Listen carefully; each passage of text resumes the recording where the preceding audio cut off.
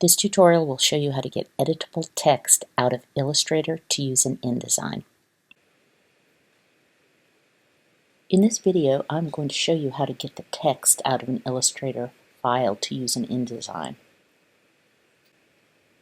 In a related video, I showed you how to get assets out of Illustrator to use in InDesign, or how to use an Illustrator file directly in InDesign based on how that file was saved.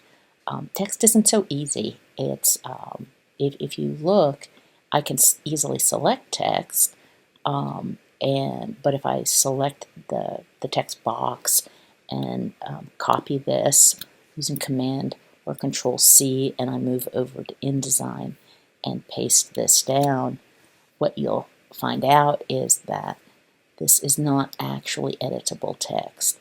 And in fact, it comes in different pieces. So that's not going to help you a lot unless just that copy and pasted text is acceptable to you.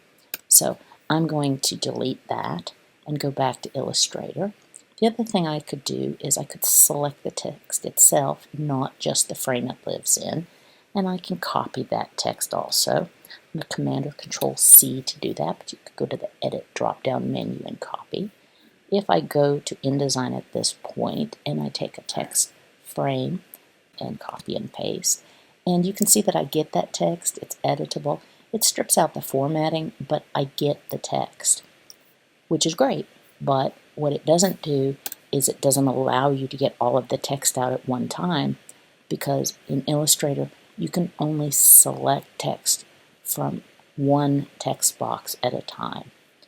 So the trick to this is to make all of your text in one box. How do you do that?